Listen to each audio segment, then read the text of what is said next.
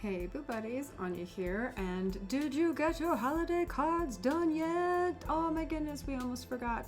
So, I am going to do something with my characters Boo and Cat that I secretly have kind of wanted to do for a very long time, which is I am recreating a very famous Chaz Adams comic strip using my characters instead of his characters, and I regret nothing, and we'll see how it comes out. So to get that spooky, spindly effect, I am only going to be using one, count them, one micron fine liner. This is the 0.05, not the 0.5, 0.05, extra point.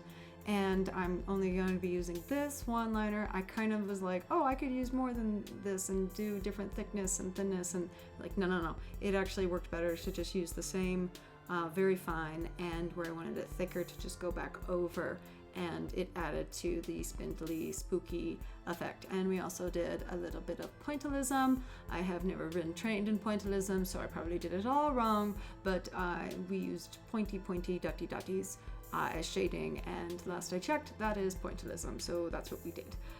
Yes. So if you are not familiar with who Chaz Adams is, Google it, because he is a brilliant man and you actually are familiar with it. You just didn't know you were. And you will, if you do Chaz Adams Christmas strip, this will actually probably be the one that pops up, and you'll know exactly, and you will be able to judge if I did proper homage to the comic strip original.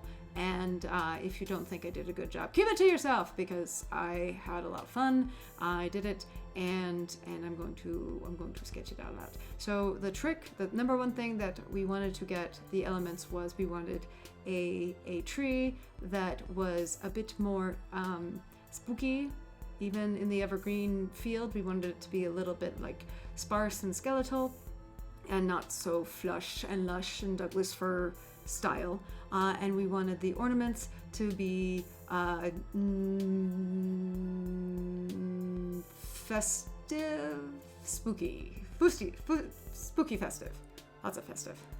There were a lot of style of ornaments that I didn't trust my skill level to draw, that I would have liked to have added, but it was not my forte. And as you can tell, I did sketch out briefly the characters and the basic background, but the ornaments I all freehanded. I didn't sketch, I didn't plan. I just, once the branches were there, I figured out what I could fit there and what I could draw, and I did it freehand, no sketching, no erasing, no digital editing later. Like, we just one and done. So yeah, and that's how we did this recreation that is the in my opinion one of the best Christmas comics ever.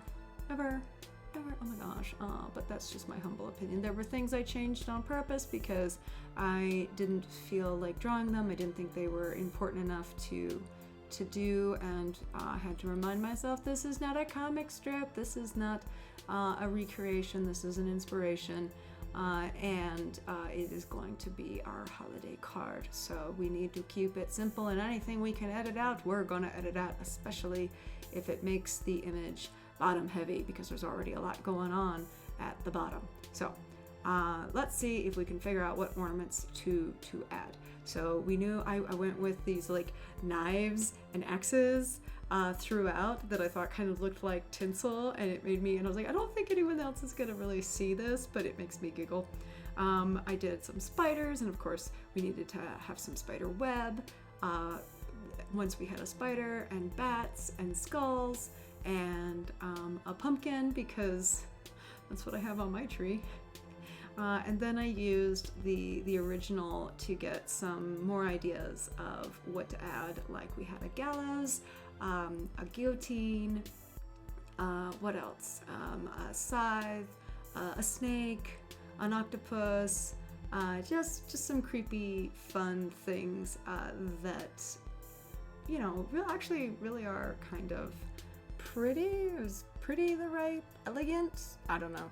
It works. It was fun. It's spooky. It's Christmassy. It's holiday neutral if I need it to be. Anyway, it's my holiday card of the year. So there it is, all finished, all finally nice and pretty. And we scan that into the computer and we print it on cardstock. And then we are going to cut the 8x11 2 per page cardstock in half. And so we get 2 per sheet. And we have to then figure out how many people we're sending cards to, because we need to print them out and cut them apart. And then we take either a bone folder, or in my case, I have this sturdy straight edge ruler that works, and we fold it and we make it all crisp and lovely.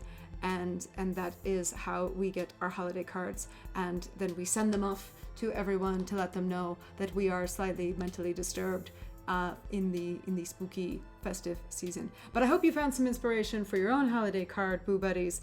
I will see you in the next one.